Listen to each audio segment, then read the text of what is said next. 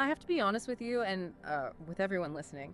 I almost didn't want to record this deep dive today. Oh, Yeah, I looked at all the research, the notes on, Buddhist psychology, all of it, and I wanted to run. that sounds really heavy.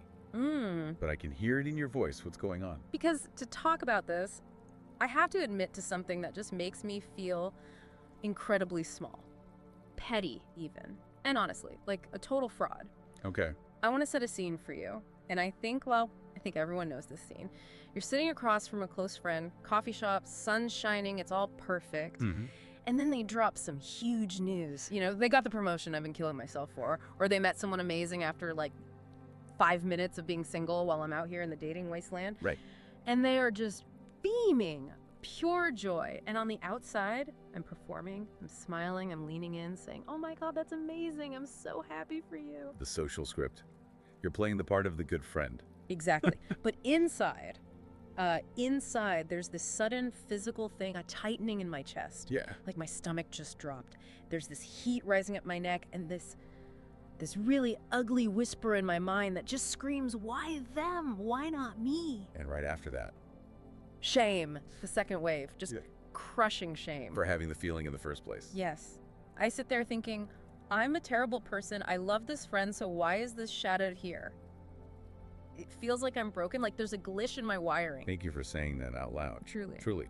Because that vulnerability, Yeah. that's the only way in. Yeah. What you're describing, the constriction, the heat, that internal war, it's one of those universal human experiences. We call it envy. Right. And our culture treats it like a crime. Toxic, it's petty, it's a moral failing. Isn't it? It feels like a moral failing. It feels like the opposite of love. That's the conditioning talking. But if we look at this through the lens of, say, early Buddhist texts and modern emotional intelligence, that feeling is not proof that you're a bad friend. It's not a glitch. Then what is it? It's a teacher. A teacher cloaked in discomfort. A teacher. It feels more like an unwanted house guest who eats all your food. Well, it feels that way because we try to shove it out the door, but it's really just a signal. It's pointing to an unmet longing. So our mission in this deep dive isn't to banish that feeling. It's to sit with it and decode what it's trying to tell you. Okay, I'm willing to try. But the guilt is just, it's so immediate. My brain goes right to self-flagellation. Why do I do that? So this is where a really practical framework comes in. It's the Buddhist concept of the two arrows. The two arrows. Okay, I've heard of this. Break it down for me. The Buddha said that in life, we all get hit by the first arrow. It's the inevitable pain of being alive. Rejection, loss, or in this case, that sharp biological pang of seeing someone get what you crave. So that initial ouch, the gut punch, that's the first arrow. And I can't control that. You cannot. It's a natural human response. But then comes the second arrow. The judgment. The judgment. That's the one we shoot at ourselves. The story we build around the pain. I'm falling behind. I'm not enough. I'm a bitter person for feeling this. Yeah. That's the second arrow. It's self-inflicted. And all the research shows that the real suffering from envy comes almost entirely from that second arrow. That resonates so hard. The envy stings for a second, but the story I tell myself about it, that's what keeps me up at night. It just spirals. It spirals because of the ego. In yogic philosophy, there's a term for this, asmita. Asmita. Okay, what does that mean exactly? It's roughly I amness. It's the ego's obsession with defining itself as separate. But here's the fascinating part. The ego largely defines itself by what it is not. I am not successful yet. I am the one who struggles. Exactly. It builds an identity around the lack. And it feels safe there because it's a known story, so when your friend flourishes, it disrupts that narrative. The ego panics. Its identity as the one who is waiting is threatened. So my ego has an identity crisis because someone else is happy. That seems so dramatic. Ego is the ultimate drama queen. But this brings us to a really beautiful counter image. The lotus flower. Okay, the lotus. Grows in ponds. I know it's a classic, but isn't it a big cliche? It's popular for a reason, but think about the biology. A lotus is pristine, beautiful. But where does it grow? In muddy water. Right. Not just muddy, it's muck, decomposing matter. It's thick, it's dark. Sounds like envy. Sticky and gross. Precisely. But the mud isn't the enemy of the flower. It's the necessary condition for it. You can't have the bloom without the mud. Your envy, your shame, that's the mud. It's the nutrient-dense soil where self-awareness can bloom. I love the poetry of that, I really do. But it's hard to see it as fertilizer when it feels like it's burying you. When my friend succeeds, it feels like they took something, like there's only one pie and they got the last slice. That is the honest experience of it, and it's primal. Evolutionarily, resources were scarce. If they got the food, you might starve.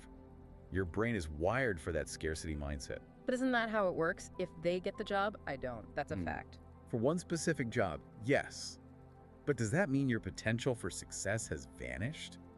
Your friend's happiness doesn't diminish the total amount of happiness available in the world.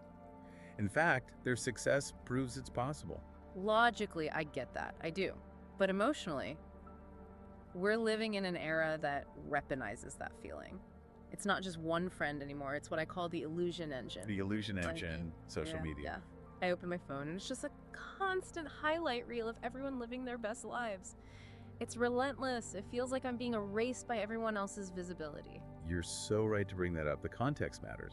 The illusion engine turns comparison into a spectator sport. You see the milestone, you don't see the anxiety attack they had 5 minutes before. Right, but my brain reminds me that it just scans the feed and says, see, everyone is moving forward, you're the only one standing still. It's so isolating. And that isolation is what the ego wants. But let's counter that with a different metaphor. Yeah. Imagine 2 candles. Okay, 2 candles. One is lit. That's your friend's success. If you use its flame to light your own candle, does the first candle's flame get smaller? No, of course not. And does the room get darker? No, it gets brighter. That's the reality of it. Abundance is multiplied, not diminished. This touches on a complex Buddhist idea, pratyechamutpada. Whoa, okay. That's a mouthful. Walk me through that. It basically means interbeing. Nothing exists in a vacuum. Your friend's potential for joy isn't separate from yours. Their success is living proof that what you want is possible. It's not a theft, it's an echo. An echo. I like that. It changes it from competition to resonance. Exactly. But let's get practical, because when I'm scrolling at 11 p.m. feeling like a failure, I'm not thinking about inner being. I'm thinking about how much I suck. I need like a toolkit. The alchemy. How to turn the lead into gold. Yes, without faking a smile. Fair enough. The first step is actually a shift in your language. We have to move from identification to witnessing. What does that sound like? Well, we usually say, I am envious. We fuse our identity with the feeling.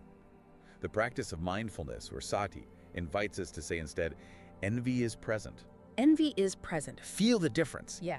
I am envious feels like a character flaw. Envy is present feels like noticing the weather. I'm not the rain, I'm just standing in it. Beautiful. You're the ocean noticing the wave, not the wave itself. That creates space. So here's the protocol. Step 1, pause. Shh. Stop. Just stop. When that chest-tightening feeling hits, don't rush to fix it or judge it. Just feel it. Acknowledge that this is sacred ground. This is honesty. Okay. Pause. Feel the burn. What's step 2? Step 2 is what we just practiced. Name it with kindness. Say internally, envy is here, or the visitor has arrived. Depersonalize it. Envy is here. Got it. Step 3. Step 3 is the pivot.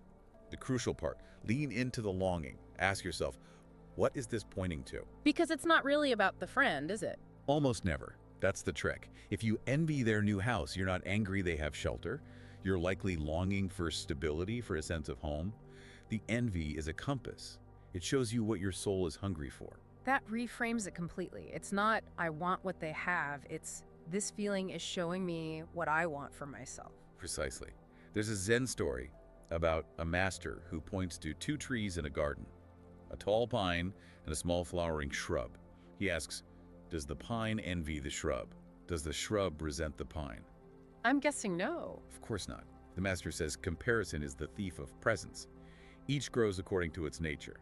The goal isn't to be the other tree. Comparison is the thief of presence. Wow, that hits hard. It steals the moment you're actually in. And so the integration here is about holding 2 things at once. You can hold the love for your friend, and you can honor your own unmet need. You can say, I am so happy for you, and I'm feeling a tender longing for this in my own life. That feels so much more honest. It honors both truths. It's less of a performance. And that honesty softens the ego's grip. You know, as we talk, I'm seeing the friend differently. Before, they were almost the villain, the trigger for my pain. But if the envy is a compass... Then the friend isn't the obstacle. The friend is the signpost. Right. They're showing me where to go. Imagine 2 travelers in a dark forest. One finds a sunlit clearing. The other, still in the shade, feels a pang. But instead of resenting the sun, the traveler uses that pang to ask, which way do I walk to find my clearing? So the friend is waving a flare saying, hey, clearings exist, keep walking. They are evidence. And this leads us to the ultimate state we're aiming for, mudita. Mudita, another Sanskrit term. Yes, it means sympathetic joy, the unforced delight in another's happiness. Okay, stop right there. Unforced delight? That sounds impossible. How am I supposed to feel that when I'm in the mud? You're right to question it. This is what people miss. You don't get to mudita by bypassing envy. You get there by walking through it. Oh. It's the destination, not the starting line. So I don't have to force it right now. Absolutely not. Forcing it is repression. Mudita is the fruit of the practice. And here is a radical suggestion for the next time you feel that envy. Okay, ready.